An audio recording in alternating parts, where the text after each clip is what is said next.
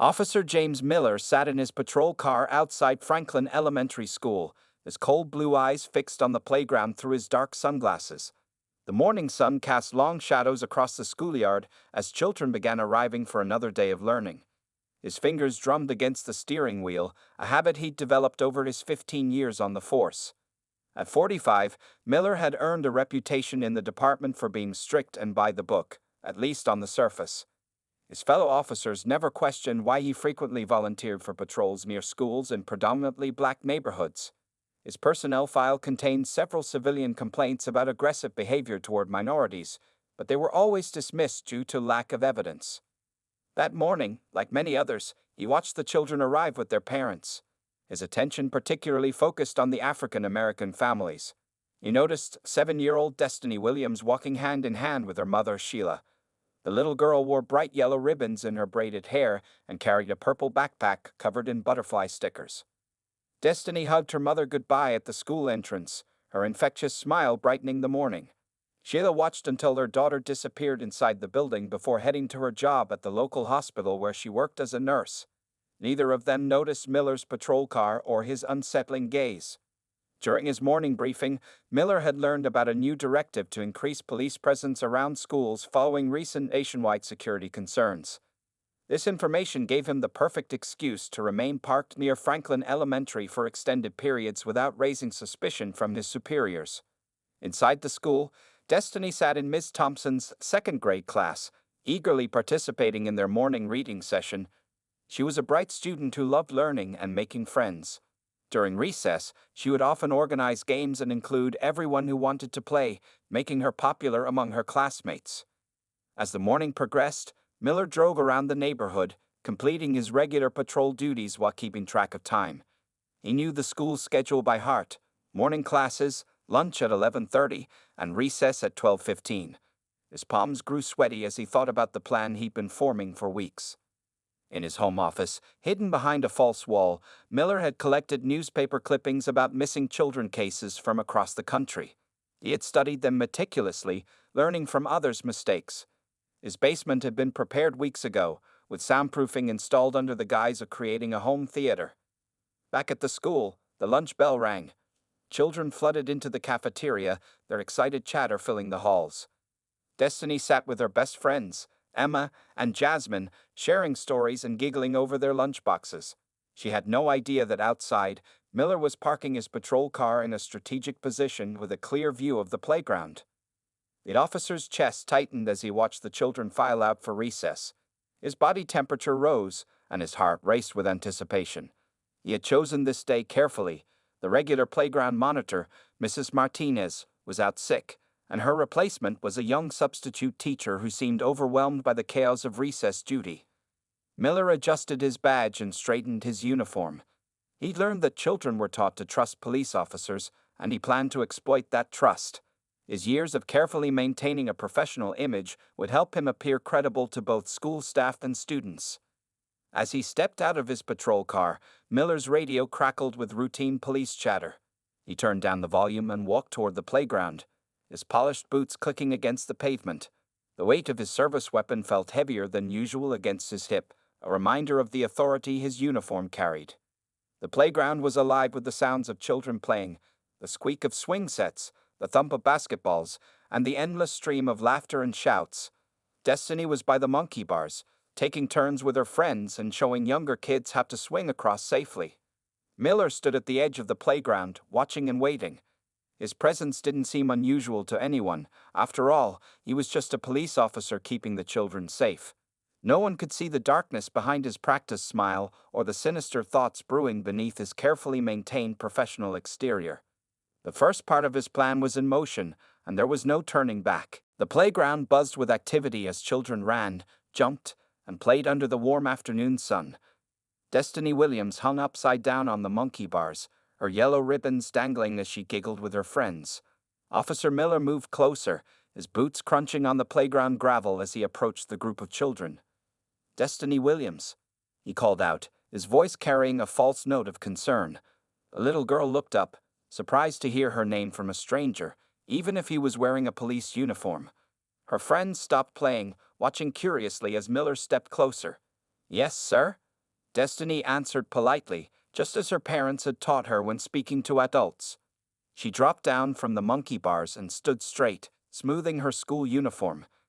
Emma and Jasmine stayed close by, sensing something wasn't quite right. Miller put on his most sympathetic expression, one he practiced countless times in his mirror at home. "I need you to come with me right away. Your mother had an accident at the hospital where she works. She's asking for you." His words were carefully chosen, knowing Destiny's mother was a nurse. Destiny's small face crumpled with worry. "Mommy's hurt." Her voice trembled as tears began forming in her eyes. Emma grabbed Destiny's hand protectively, while Jasmine ran toward the substitute teacher, Miss Parker, who was distracted by a group of kindergartners having a dispute over the swings. "She'll be okay," Miller assured smoothly, extending his hand. "But she wants to see you right now. I'll take you to her." He gestured toward his patrol car, parked just beyond the playground fence. The substitute teacher finally noticed the situation and hurried over, Jasmine trailing behind her. "Officer, what's going on?" Miss Parker asked, slightly out of breath. She was young and inexperienced, having only started substitute teaching 2 months ago. Miller pulled out his badge, flashing it quickly. "There's been an accident involving Mrs. Williams at Central Hospital. I'm here to escort Destiny to see her mother." His tone was professional and authoritative, brooking no argument. He pulled a folded paper from his pocket. A fake authorization letter he'd prepared with the hospital's letterhead. Miss Parker scanned the document uncertainly. Everything looked official, but something felt off. "Shouldn't we call the school office first? There's a procedure for—" "Ma'am," Miller cut her off sharply, "this is an emergency situation.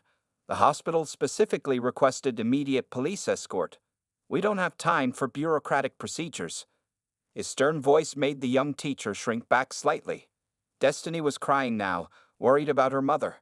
"I want to see my mommy," she whimpered. Miller saw his opportunity and took it, placing a seemingly comforting hand on her shoulder. "It's okay, sweetheart. I'll take you to her right now." He started guiding her toward the patrol car, moving quickly, but not so fast as to raise alarm. Miss Parker watched, torn between protocol and the authority of a police officer. Emma suddenly spoke up, her voice small but determined. "My mom says we shouldn't go with anyone, even police, without our parents knowing." Several other children had gathered around, watching the scene unfold with worried expressions. Miller's face darkened for a split second before he forced a reassuring smile.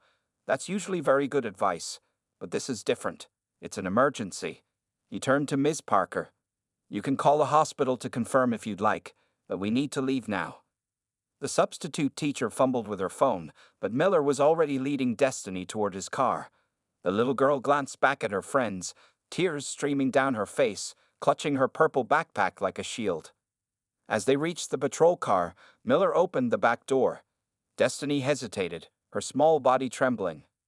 Something deep inside told her this wasn't right, but she was scared for her mother and had been taught to trust police officers. "Get in, please," Miller said, his voice harder now that they were away from the others. "Your mother needs you." He practically pushed her into the back seat, quickly closing the door. Through the window, Destiny could see Jasmine running toward the school building and Emma waving frantically. Miller slid into the driver's seat and started the engine. As they pulled away from the school, Destiny noticed they were turning right, away from the direction of the hospital. Her heart began to race as she realized something was very, very wrong. The patrol car disappeared around the corner, leaving behind a playground full of confused children and one very anxious substitute teacher who was finally calling the school office, but it was already too late. The news of Destiny's disappearance spread through Franklin Elementary like wildfire. Within minutes of Miller's departure, the school erupted into chaos. Ms. Parker, now shaking with fear, had finally reached the main office, her voice cracking as she explained what happened to Principal Davis. Principal Davis's face went pale as she listened. She immediately dialed Sheila Williams at the hospital, only to discover that Sheila was perfectly fine and in the middle of her nursing shift. There had been no accident, no emergency, no request for police escort. "My baby?" Sheila screamed into the phone, her knees buckling. Her colleagues rushed to catch her as she collapsed in the hospital hallway. "What do you mean a police officer took my baby?" Across town, Marcus Williams, Destiny's father, was in the middle of a construction site meeting when he received the call. He dropped his hard hat and ran to his truck, his heart pounding so hard he could barely breathe. The drive to the school was a blur of red lights and honking horns as he pushed through traffic. The school was now surrounded by real police cars, their lights flashing against the brick building. Detective Sarah Chen stood in the principal's office, questioning the devastated substitute teacher. "Show me exactly what kind of badge he displayed," Chen demanded, spreading out various police identification samples. Meanwhile, in the computer lab, its specialist Kevin Rodriguez was pulling up the school's security footage. Marcus and Sheila Williams stood behind him, clutching each other's hands as they watched the screen. The footage showed Miller's patrol car arriving, his interaction with Destiny, and the final moments as he drove away with their daughter. "That's not right," Marcus said, his voice tight with anger. "That's not how police cars usually turn." He turned right, away from the hospital. Sheila sobbed harder, burying her face in her husband's shoulder. Outside, the media had already arrived. News vans lined the street as reporters broadcast live updates about the kidnapping. The story was explosive. A white police officer abducting a black child from her school playground using his authority. Social media exploded with outrage, and within hours, #FindDestinyWilliams was trending nationwide. Detective Chen and her team worked frantically to identify the officer. When they ran the patrol car's number through the system, they hit their first major break: Officer James Miller, badge number 4479, assigned to the 12th Precinct. But when officers rushed to Miller's registered address, they found only an empty house with a running washing machine and a half-eaten breakfast on the kitchen table. In the basement, evidence of Miller's dark obsession came to light. Behind a false wall, investigators discovered newspaper clippings about missing children cases, detailed notes about Franklin Elementary's schedule, and photographs of Destiny and other African American children taken from a distance. The discovery sent shockwaves through the police department. Community members began organizing search parties. Destiny's uncle, Marcus's brother Robert, a former military intelligence officer, took charge of coordinating civilian search efforts. "We're not waiting for anyone's permission," he announced to a crowd of volunteers. "Every minute counts." Back at the school, Emma and Jasmine sat with a police sketch artist, providing details about Miller that the security cameras might have missed. He had a scar near his ear, Emma remembered, wiping tears from her eyes. And his hands were shaking when he showed the paper to Ms. Parker.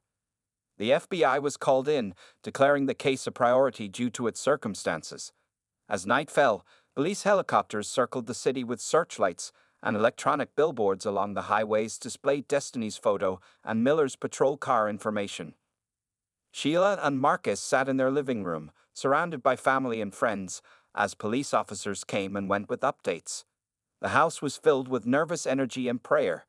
Destiny's bedroom door remained open, her stuffed animals sitting untouched on her neatly made bed, waiting for her return.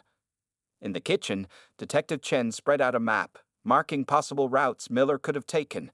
"He's smart," she muttered, studying the intersecting highways. "But he's also desperate, and desperate people make mistakes." As the first day of the search drew to a close, no one in the Williams household could sleep. They'd all jumped at every phone ring, every car door, every knock. Somewhere out there, their precious Destiny was with a dangerous man, and time was running out to find her. The city held its breath, waiting for any news about the little girl with yellow ribbons in her hair. FBI agent Sarah Chen stood in the police department's command center, staring at the wall of evidence they gathered on James Miller. The morning sun was just beginning to rise, casting long shadows through the windows. She hadn't slept in 24 hours, running on nothing but coffee and determination. Agent Chen, a young analyst, called out, waving a file folder. "We found something in Miller's employment history." He spread several documents across the table. He's worked at 3 different police departments in the last 15 years. Each time he transferred after complaints were filed. Chen scanned the papers, her eyes narrowing. All the complaints were from minority families about aggressive behavior toward their children, she noted, connecting invisible dots in her mind. But they were all dismissed or buried. Across town, Robert Williams, Destiny's uncle, had transformed his garage into a civilian command post. Maps covered the walls, marked with possible routes and locations. His military training was proving invaluable as he coordinated with local volunteers. Miller's patrol car was found abandoned at a truck stop just outside the city limits. Robert announced to his team. Highway cameras lost him after that. He must have switched vehicles. The gathered volunteers murmured anxiously, marking new areas to search. Meanwhile, at the Williams home, Sheila sat at the kitchen table, clutching Destiny's favorite cereal bowl. She hadn't eaten or slept since her daughter's disappearance. Marcus paced the floor, answering endless calls from concerned community members and media outlets. "Mr. Williams." Detective Chen's voice came through his phone. "We need you to come down to the station. We've discovered something about Miller's past that you need to see." The urgency in her voice made Marcus's heart race faster. At the station, Chen showed the Williams family a disturbing pattern. Security footage from various schools showed Miller watching children, particularly young black girls, over the past several months. His obsession had been building, becoming more focused and dangerous. "There's more," Chen said gravely. "We found receipts in his house for building materials, soundproofing materials." The implication hung heavy in the air. Sheila gripped Marcus's hand so tight her knuckles turned white. Back at Miller's house, forensic teams made another breakthrough. Hidden beneath old receipts, they found a deed to a property in his grandmother's name, an abandoned farmhouse 30 miles outside the city. "All units, respond." Chen's voice crackled over the radio. "Possible location identified. Proceed with caution. Suspect is considered armed and dangerous." As police units mobilized, something unexpected happened. A black SUV with tinted windows appeared in Miller's neighborhood. It parked across from his house, its occupants watching the police activity with intense interest. Local residents noticed the vehicle and began posting about it on social media. Theories spread quickly. Was it FBI, Internal Affairs, or something else entirely? Inside the SUV, 2 federal agents from a specialized task force exchanged knowing looks. They'd been investigating police corruption and racial profiling in several departments, and Miller's case was about to blow their investigation wide open. "We can't wait any longer," the senior agent said into his secure phone. "This goes deeper than one rogue officer. Miller's part of a network, and that little girl's life is at stake." At the farmhouse location, SWAT teams took position in the surrounding woods. Thermal imaging showed 2 heat signatures inside, one small, one large. Chen's heart raced as she coordinated with the tactical team. Robert Williams and his search volunteers had independently arrived at the same location, having traced local traffic cameras and interviewed truck stop witnesses. They formed a perimeter beyond the police line, ready to assist if needed. In the command center, Sheila and Marcus watched the operation unfold through live video feeds. Every parent's worst nightmare was playing out in real time on the screens before them. Movement at the rear of the house. A SWAT officer whispered through the radio. "Subject appears to be checking the perimeter." Chen gripped her tactical vest, knowing the next few moments would be crucial. The sun was setting, casting an eerie orange glow over the scene. They had to move soon, before darkness gave Miller any advantage. The black SUV that had been at Miller's house suddenly appeared on a distant road, its occupants ready to reveal themselves and their investigation at the perfect moment. Everything was about to converge: the local police, the FBI, the mysterious federal agents, and a community's desperate search for one little girl. The next few minutes would change everything. The tension around the farmhouse grew thicker as dusk approached. FBI agent Chen crouched behind her vehicle, watching the thermal imaging screen that showed Miller's movements inside. The small heat signature they believed to be Destiny hadn't moved from what appeared to be a basement area. "All units hold position," Chen whispered into her radio. "Wait for my signal." She could see Robert Williams and his civilian search team in the distance, their presence both a comfort and a concern. They had refused to leave, forming a secondary perimeter beyond the police line. Inside the farmhouse, Miller paced nervously, unaware of the forces gathering outside. Destiny sat huddled in a corner of the basement, her yellow ribbons now untied and dirty, but her spirit unbroken. She had been quietly observing everything around her, just as her Uncle Robert had taught her to do in scary situations. "Your mom's still hurt," Miller had kept telling her, but Destiny knew it was a lie now. She'd heard him talking on the phone earlier, Angry words she didn't understand, but she knew they weren't about her mother. Something about others like him and the system protecting them. The mysterious black SUV had parked on a service road behind the property. Its occupants, federal agents Jackson and Torres, were part of a 3-year investigation into a network of corrupt police officers who had been targeting minority communities. "Miller's just the tip of the iceberg," Jackson muttered, reviewing files on his laptop. "He's connected to at least 5 other officers in 3 different states, all with similar patterns, all protected by the same higher-ups." Back at the command center, Marcus and Sheila Williams watched multiple video feeds with growing anxiety. Tactical teams were in position, but the operation had to be perfect. One wrong move could put Destiny in even more danger. "Movement in the upper floor," a SWAT officer reported. "Subject appears agitated, repeatedly checking windows and doors." Inside, Miller's paranoia was growing. He tried calling his contacts, other officers who shared his twisted views, but no one was answering. Years of carefully hidden prejudices and protected crimes were unraveling around him, and he could feel it. Destiny, despite her fear, remembered her father's words: "Stay smart, stay strong, and look for chances to be brave."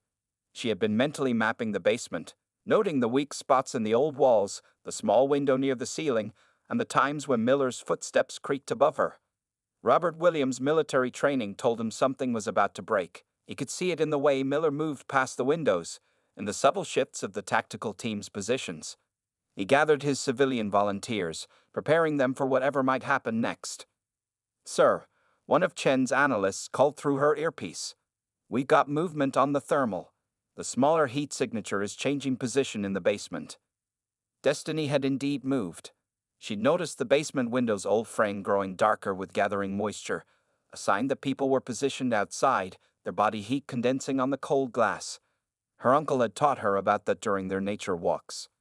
Miller's phone rang suddenly, making him jump. It was one of his corrupt colleagues, finally returning his calls. "They're on to all of us," the voice warned. "Every single one. The feds have been watching for months." The news sent Miller into a panic. He rushed down to the basement, his footsteps heavy and erratic. But when he reached the bottom of the stairs, he froze.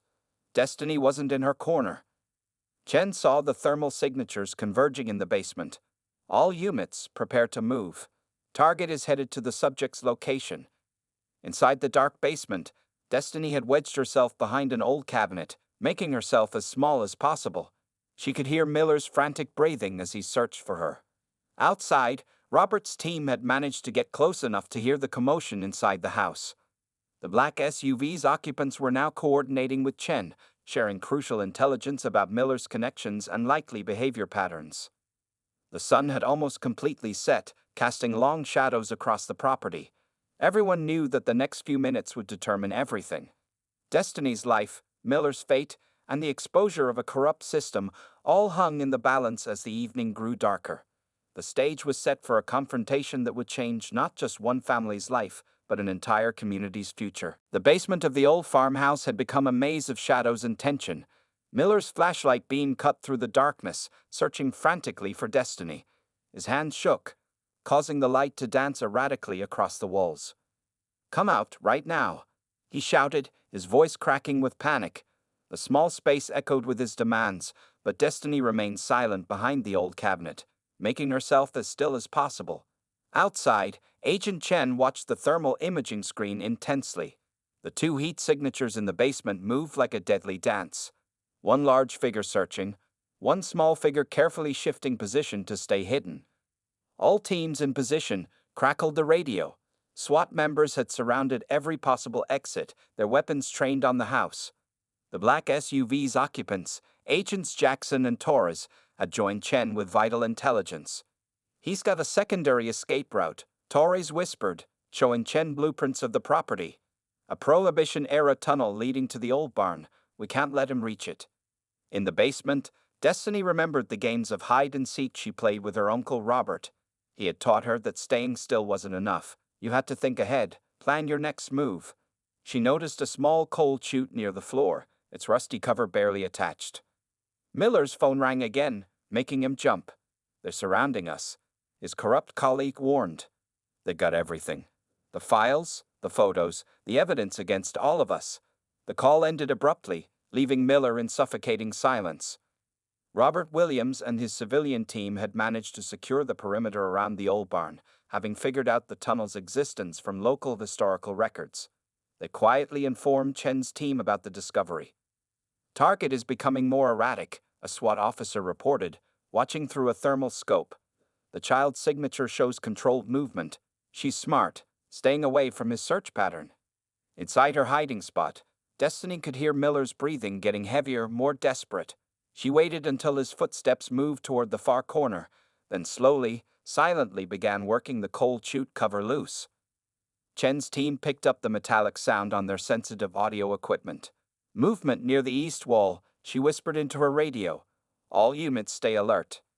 The black SUV's agents had spread out their own intelligence team, intercepting desperate phone calls between Miller and his network of corrupt officers. Each call revealed more names, more crimes, more evidence of systemic abuse.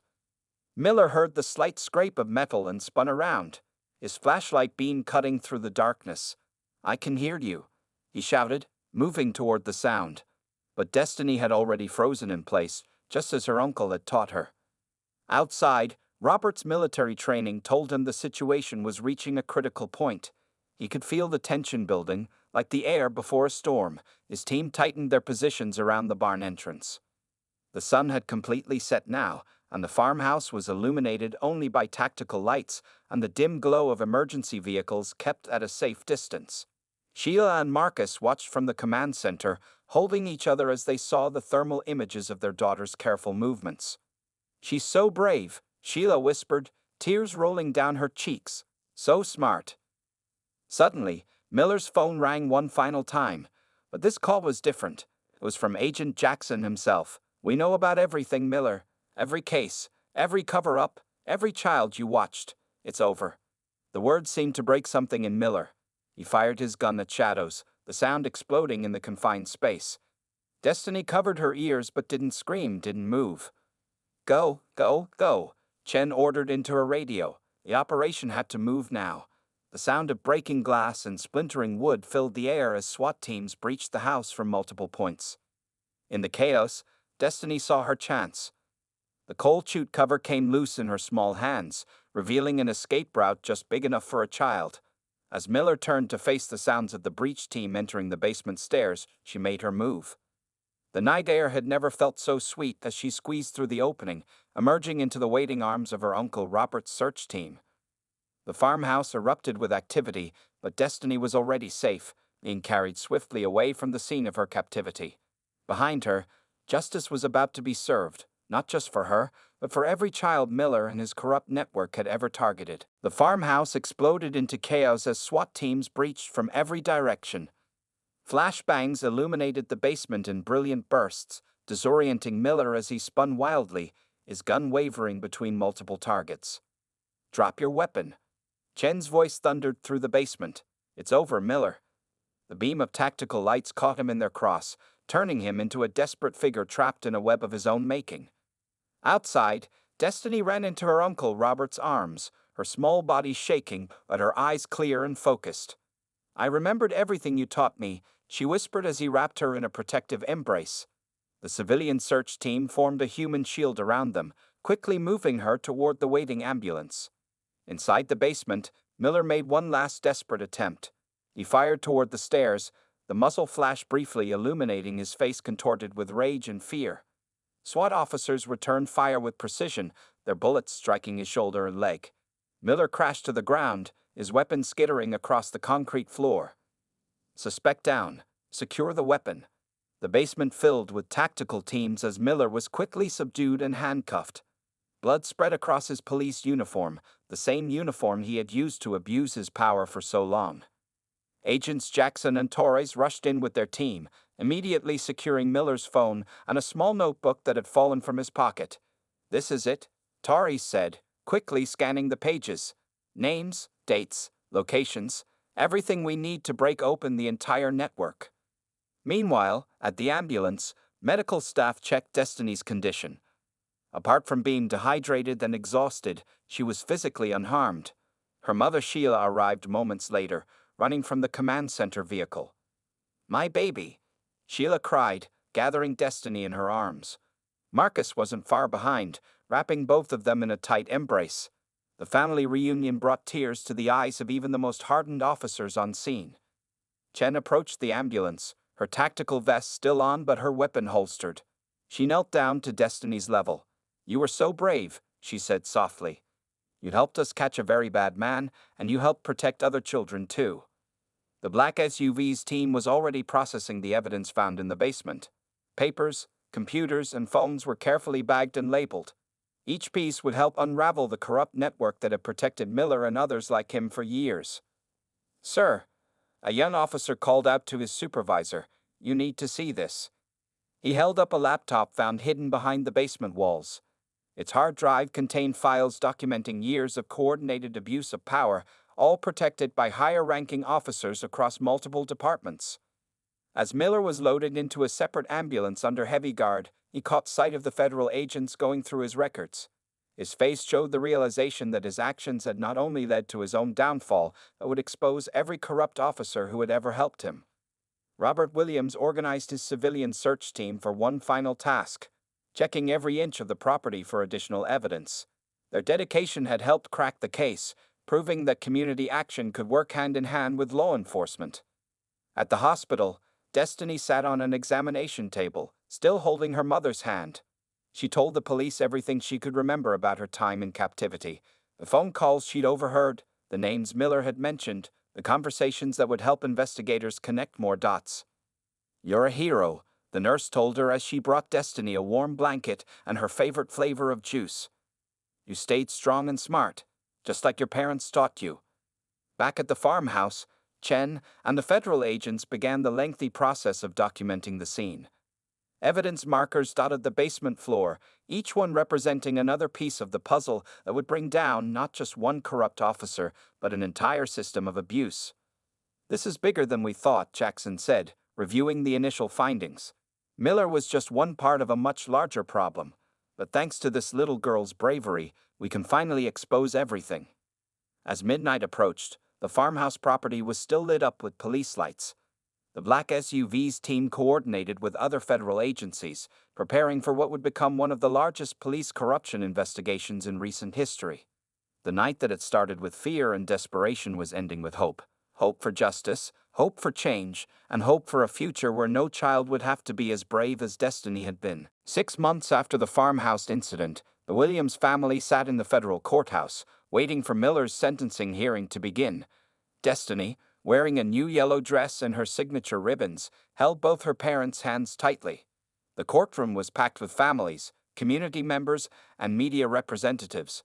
The case had grown far beyond one kidnapping, exposing a network of corrupt officers spanning 3 states. Today's hearing would mark the beginning of real change. "All rise," the bailiff called out as Judge Maria Rodriguez entered the courtroom. Miller, now in an orange jumpsuit, was led in by guards. He looked smaller somehow, his former authority stripped away along with his badge. Agent Chen sat with the prosecution team, surrounded by months of evidence. The black SUV's agents, Jackson and Torres, had built an airtight case that went far beyond Miller's individual crimes. 23 other officers had already been arrested, with more investigations ongoing. "Your Honor," the prosecutor began, "the state seeks maximum sentencing for James Miller on charges of kidnapping, abuse of power, conspiracy, and civil rights violations." She turned to gesture at Destiny. "We would like to call our final witness." Destiny walked to the witness stand, her head held high. The same courage that had helped her escape the basement now helped her face her kidnapper. Her uncle Robert watched proudly from the gallery, remembering how his survival lessons had helped save his niece. "Destiny," the prosecutor said gently, "can you tell the court what happened that day at your school?" For the next 15 minutes, Destiny's clear, strong voice filled the courtroom as she described everything, from Miller's initial deception to her careful observation of his phone calls and her eventual escape. Many in the gallery wiped away tears as she spoke. Miller's defense attorney barely attempted to cross-examine her. The evidence was overwhelming, and Destiny's testimony was unshakable. The young girl who had outsmarted a predator was now helping bring down an entire corrupt system. Judge Rodriguez listened intently, her expression growing sterner with each detail. When Destiny finished testifying, the judge spoke directly to her. "Young lady, your bravery has helped expose crimes that have hurt many children and families. You should be very proud." The sentencing came swiftly. Miller received multiple life sentences without the possibility of parole. But more importantly, the judge ordered a complete federal investigation into police hiring practices and oversight across all departments involved in the conspiracy. Outside the courthouse, Sheila hugged her daughter close as reporters gathered for statements. Marcus stepped up to the microphones, Robert standing supportively beside him. "Today isn't just about justice for our family," Marcus declared. "It's about making sure no other child goes through what Destiny experienced. The system that protected Miller and others like him is being dismantled, and we won't stop until the job is done." Agent Chen approached the Williams family after the press conference. "We've established a new task force," she informed them. "It's specifically focused on preventing abuse of power in law enforcement. We'd like to name it Project Destiny, with your permission, of course." Destiny smiled and nodded, understanding that her experience would help protect other children. The task force would implement new screening procedures for police officers and create better oversight systems. The Black SUV's team had already moved on to other cities, continuing their work to expose corruption. But they left behind a transformed department, with new leadership and strict accountability measures in place. At home that evening, the Williams family hosted a small celebration. Destiny's friends from school, Emma and Jasmine, came over with their families. The girls had remained close, their friendship strengthened by what they'd been through together. "Uncle Robert," Destiny called out as she played with her friends, "can you teach us more survival skills this weekend?" The other girls nodded eagerly, understanding now why such lessons were important. Robert smiled, proud of how his niece had turned her traumatic experience into something positive. "Of course," he answered. "Everyone should know how to stay safe and be brave." As night fell, Sheila watched her daughter laughing with her friends, amazed at her resilience. The yellow ribbons in her hair caught the light as she moved, no longer a symbol of what was lost, but of what was gained: strength, justice, and hope for change. The case that began with one little girl's kidnapping had sparked a national conversation about police accountability and systemic reform, and at the center of it all was Destiny Williams, the brave child who refused to be a victim and instead became a catalyst for change.